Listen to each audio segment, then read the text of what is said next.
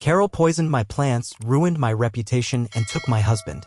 Now her business is dead while mine is thriving, and she expects me to help her survive. I never thought I'd be writing this, but here we are. 3 years ago, I was living what I thought was a perfect life. My garden design business was flourishing, my showcase gardens were featured in local magazines, and my husband seemed supportive of my dreams.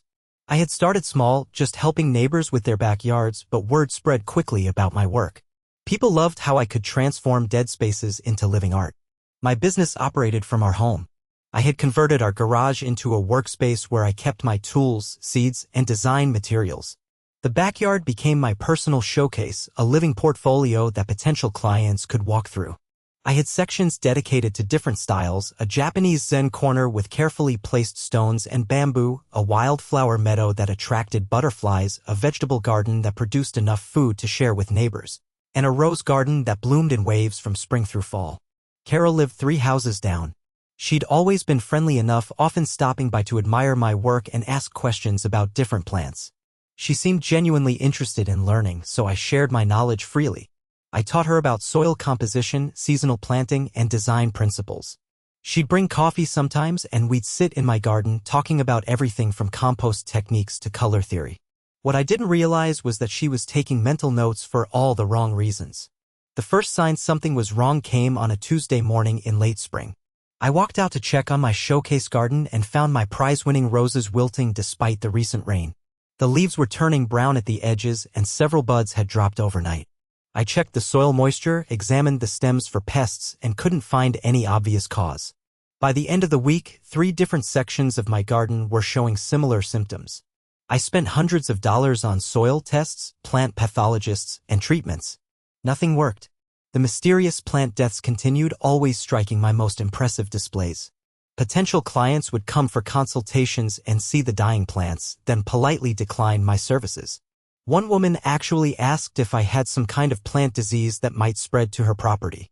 My husband started questioning my abilities. He'd never been particularly interested in gardening, but suddenly he was full of opinions about my failing plants. He suggested maybe I was overwatering, or perhaps I'd lost my touch.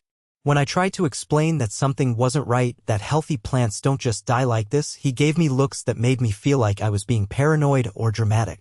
The rumors started around the same time. Former clients began calling to cancel future projects, citing concerns they'd heard about my work. Someone was spreading stories about gardens I'd designed failing after just one season, about plants I'd recommended that turned out to be invasive, about promises I'd supposedly broken. None of it was true, but mud sticks, especially in a small community where word of mouth is everything. I tried to trace the source of these rumors, but they seemed to come from everywhere and nowhere.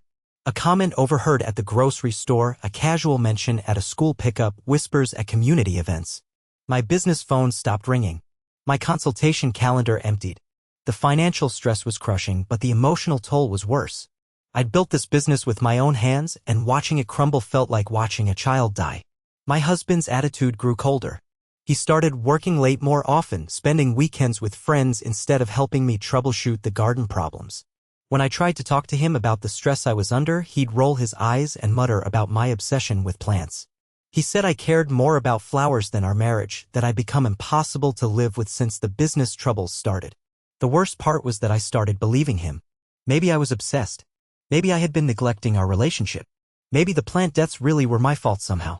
The self-doubt crept in like weeds, choking out my confidence along with my livelihood. Then Carol launched her landscaping company. She started small, just like I had, but her business grew at an impossible pace. She seemed to land every client I lost, often at prices I couldn't match. She had professional equipment from day one, a polished website, and a portfolio that looked suspiciously similar to my early work. When I drove past jobs she was working on, I'd see design elements that I'd shown her during our coffee conversations in my garden.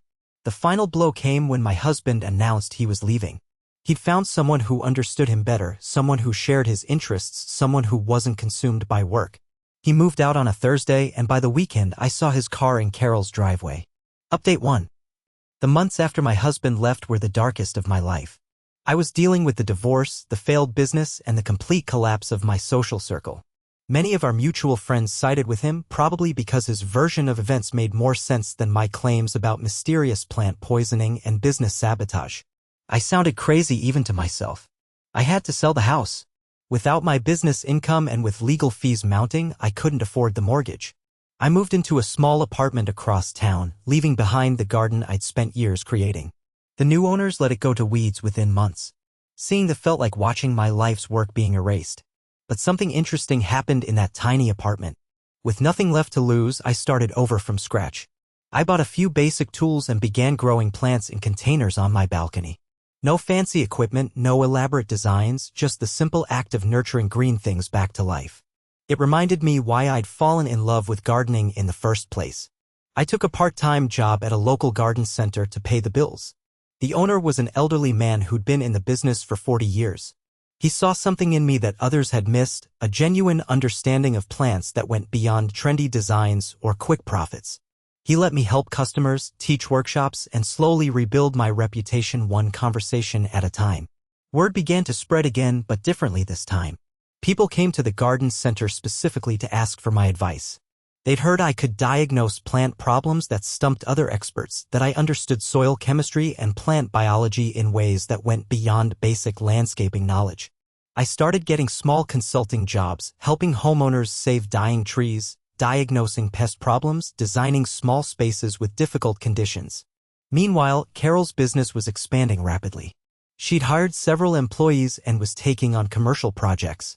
I heard through the grapevine that she'd landed contracts with some of the biggest properties in town. My ex-husband had apparently become her unofficial business partner, handling administrative tasks and equipment maintenance. They seemed to be living the life I'd once imagined for myself. But I also started hearing other whispers. Clients complaining about plants dying after just one season. Problems with drainage in projects Carol had designed. Issues with plant selection that suggested she didn't understand the basic principles of horticulture. The garden center owner would shake his head when these stories came up, muttering about people who thought landscaping was just about making things look pretty without understanding the science behind it. I focused on my own slow rebuilding. I took courses in sustainable landscaping, native plant ecology, and soil remediation. I volunteered for community beautification projects, working for free to demonstrate my skills and rebuild trust. I started a small blog about organic gardening techniques, sharing everything I'd learned about working with natural systems instead of fighting against them. The breakthrough came when the city announced they were soliciting proposals for a major parks renovation project. It was $1 million contract that would transform several public spaces throughout the town. The scope included native plant restoration, sustainable water management, and educational components about local ecology. Everything I'd been studying and practicing for the past year. I almost didn't apply. The old me would have been intimidated by the competition, especially knowing Carol's company would certainly bid. But I wasn't the same person who'd lost everything 2 years earlier. I'd learned to trust my expertise and let my work speak for itself. My proposal focused on creating outdoor classrooms where kids could learn about local ecosystems. I designed rain gardens that would manage stormwater while providing habitat for native wildlife. I included plans for demonstration plots showing sustainable growing techniques that residents could replicate in their own yards. Every element was backed by research and designed to thrive in our specific climate and soil conditions. The presentation went better than I'd hoped. The City Council asked detailed questions about maintenance requirements, long-term sustainability, and educational programming. I had answers for everything, backed by data and real-world experience. When they asked about my background, I was honest about the challenges I'd faced and how they'd made me a better designer. I talked about learning from failure, understanding that true expertise comes from solving problems, not just creating pretty pictures. Update 2. When the city called to tell me I'd won the contract, I had to sit down. $1 million. More than I'd made in the entire previous life of my original business. The project would take 2 years to complete and establish me as the leading ecological landscape designer in the region. The news spread quickly through our small community. Within days, I was getting calls from property developers, municipal governments from neighboring towns, and environmental organizations. The garden center owner gave me a raise and asked me to lead their new sustainable landscaping division. Suddenly, I had more opportunities than I could handle. But the most interesting call came from one of Carol's former employees.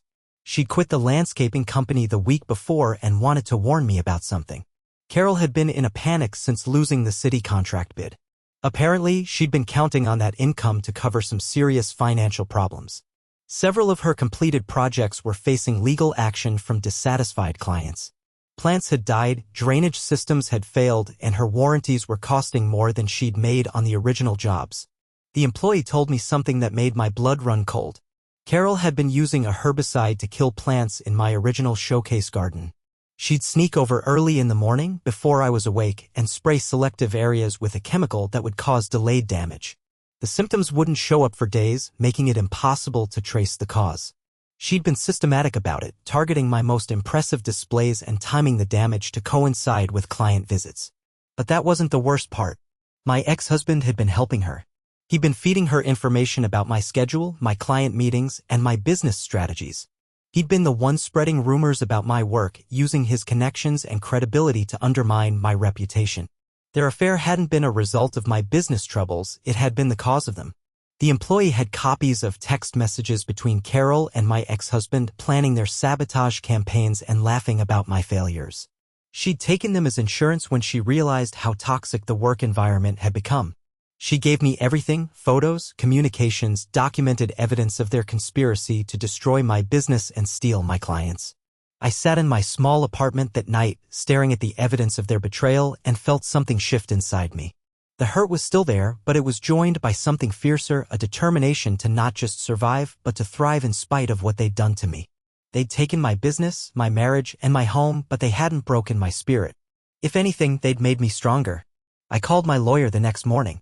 The evidence was damning enough to potentially pursue criminal charges for vandalism and business interference. But I had a better idea. I asked him to prepare a cease and desist letter demanding that Carol stop using design elements and techniques she'd stolen from me. I also had him research the legal implications of the contract fraud she'd committed by misrepresenting her capabilities to clients. The city project officially launched the following month. I hired 3 employees, including the woman who'd brought me the evidence about Carol's sabotage. She turned out to be an excellent horticulturist who'd been wasted working for someone who didn't understand plants. Together, we began transforming the first park space into something magical. The work was challenging but rewarding. We removed invasive species that had choked out native plants for decades. We installed bioswales that would filter stormwater runoff while creating habitat for birds and butterflies. We built outdoor classrooms where children could learn about soil biology, plant identification, and ecological relationships. Every decision was made with long-term sustainability in mind. The community response was overwhelming. Families came to watch our progress, asking questions about the plants we were using and the techniques we were employing. Local schools started bringing classes to see the work in progress. The project became a source of pride for the whole town, something bigger than just landscaping. Meanwhile, Carol's business was collapsing. The lawsuits from dissatisfied clients were mounting. Her insurance company was threatening to drop her coverage due to the frequency of claims. She'd overextended herself financially, taking on projects she wasn't qualified to complete and making promises she couldn't keep. The fancy equipment she'd purchased was being repossessed. Her employees were quitting faster than she could replace them. My ex-husband had apparently become a liability rather than an asset. According to the gossip network, he'd been demanding more involvement in business decisions despite having no relevant expertise. His attempts to manage client relationships had resulted in several angry confrontations. He'd also been pressing Carol to make their relationship more official, not understanding that she'd only been using him as a tool to destroy me and gain access to my knowledge. The final blow to Carol's business came when the state environmental agency fined her for using prohibited chemicals in a wetland restoration project. She tried to take shortcuts using conventional fertilizers and pesticides in an area that required organic methods. The resulting fish kill in a nearby creek made local news, and the regulatory violations carried both financial penalties and restrictions on future government contracts. Final update. 6 months into the city project, I was working in the second park when I saw a familiar figure approaching across the construction site. Carol looked terrible, thin, pale, and wearing clothes that had seen better days. Her once perfect hair was pulled back in a messy ponytail, and her hands showed the kind of wear that comes from doing manual labor without proper equipment. She stood at the edge of the work area for several minutes, watching my team install a rain garden that would manage runoff from the adjacent parking lot. When I finally walked over to talk to her, I could see she'd been crying. She asked if we could talk privately. I led her to a picnic table under some oak trees we'd planted the month before. She looked around at the transformation we'd accomplished, native wildflowers blooming where there had once been patchy grass, butterflies visiting plants that would feed them through multiple generations, children playing on natural playground equipment we'd built from reclaimed wood. What she told me next was the twist I never saw coming. Carol wasn't just my business rival and my ex-husband's affair partner. She was my sister-in-law, my husband's sister, and this had all been a family conspiracy. She'd been jealous of my success from the beginning, but it went deeper than business competition. She'd grown up in her brother's shadow, always feeling like the less successful sibling. When I came along with my thriving business and creative talents, it reminded her of everything she felt she lacked.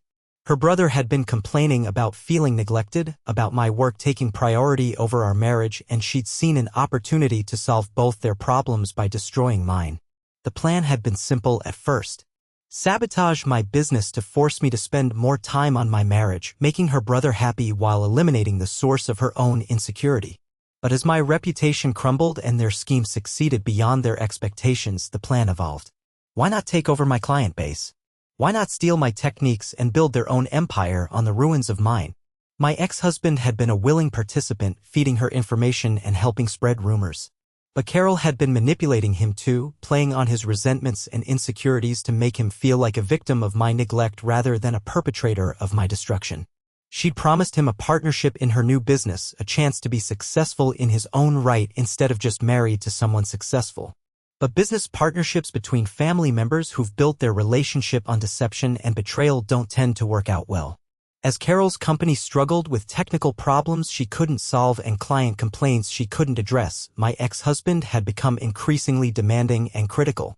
He'd expected her to carry him to success the same way he'd expected me to make him feel important without him having to contribute anything meaningful. The final break between them had come when Carol's business started failing and my ex-husband realized he'd destroyed his marriage for nothing. He tried to distance himself from the sabotage campaign, claiming he'd been misled about my supposed neglect of our relationship. But Carol had kept records of their communications, partly as insurance and partly as proof of their shared culpability. When he tried to abandon her, she'd threatened to expose his role in destroying my business. Now Carol was bankrupt, facing multiple lawsuits, and dealing with regulatory sanctions that would make it nearly impossible to work in landscaping again. My ex-husband had moved back in with his parents and was working at a hardware store, bitter about how his life had turned out but unwilling to take responsibility for his choices. And Carol was sitting across from me asking for help. She wanted a job. Not a partnership, not a management position, just honest work to help her climb out of the financial hole she dug for herself. She claimed to have learned from her mistakes, to understand now that shortcuts and deception only lead to failure. She said she'd always respected my expertise and wanted to learn the right way to do things. I looked at this woman who had systematically destroyed my life, stolen my husband, and built her temporary success on the ruins of my dreams. I thought about the nights I'd cried myself to sleep, the months of self-doubt and financial stress, the humiliation of losing everything I'd worked for. I thought about the evidence I had of her crimes, the legal action I could take, the satisfaction of watching her face the consequences of her choices. Then I looked around at the beautiful space my team had created, at the native plants thriving in carefully amended soil, at the children playing in an environment designed to teach them about the natural world. I thought about the opportunities ahead of me, the projects lining up, the respect I'd earned through honest work and genuine expertise. I told Carol no. Not out of spite or revenge, but because trust is like soil, once it's been poisoned, it takes years of careful remediation to make it healthy again. She'd proven herself capable of extraordinary deception and cruelty. She'd shown she was willing to destroy someone she claimed to care about for personal gain. Those aren't the qualities I wanted in an employee, regardless of our family connection or her current desperation. I explained that my business was built on integrity, expertise, and genuine care for both plants and people. I couldn't risk the reputation I'd rebuilt by associating with someone who had such a documented history of sabotage and fraud. I suggested she might want to consider a completely different career path, something that would let her start fresh without the baggage of her landscaping failures. She cried harder then, talking about how sorry she was, how much she regretted everything, how she just needed a chance to prove she'd changed. But I'd learned something important during my own rebuilding process. Actions have consequences, and sometimes those consequences are permanent. Her choices had led her to this moment, just as my choices had led me to mine. I wished her luck finding a new direction in life, but I made it clear that our conversation was over. She sat at that picnic table for a long time after I walked away, looking out at the garden we'd created, perhaps finally understanding the difference between building something beautiful and destroying it. The city project was completed on schedule and under budget. The parks have become community gathering places, outdoor classrooms, and models for sustainable landscaping throughout the region. My business now employs 12 people and has a waiting list of clients that stretches into next year. I've been invited to speak at conferences, consult on policy development, and teach at the state university. I bought a house last month, not as grand as the one I lost, but with good soil and southern exposure, perfect for the demonstration garden I'm planning. I'm dating someone new, a fellow plant enthusiast who understands that my work isn't just a job but a calling. We spend our weekends hiking, identifying native species, and planning adventures to botanical gardens around the country. Sometimes I drive past my old house and see that the new owners have turned my showcase garden into a lawn. It doesn't hurt anymore. That garden served its purpose by teaching me what I was capable of creating. The knowledge and skills I gained there couldn't be destroyed by herbicide or stolen by jealous relatives. They traveled with me through the worst period of my life and helped me build something even better on the other side. Carol's landscaping company is officially defunct. My ex-husband apparently tried to reconcile with me last month, showing up at the garden center with flowers and apologies. I wasn't there, but my employees tell me he seemed genuinely surprised that I wasn't interested in hearing from him. Some people never learn that bridges, once burned, can't always be rebuilt. I'm happy now in a way I never was before. The success I have now feels earned rather than lucky, built on a foundation of real expertise rather than trendy designs. The relationships in my life are based on mutual respect and shared values rather than convenience or family obligation. The work I do makes a genuine difference in my community rather than just making yards look pretty. Sometimes the best revenge is simply living well. Carol and my ex-husband destroyed my old life, but in doing so, they forced me to build a better one. They taught me that my worth isn't determined by other people's opinions or actions, that true success comes from integrity and expertise rather than shortcuts and sabotage. They showed me that I'm stronger than I ever imagined, capable of rebuilding from nothing and creating something beautiful from the ashes of betrayal. The gardens I design now will outlive all of us, providing beauty and ecological benefits for generations to come. That's a legacy worth protecting and a lesson worth learning, even if it came at such a high cost.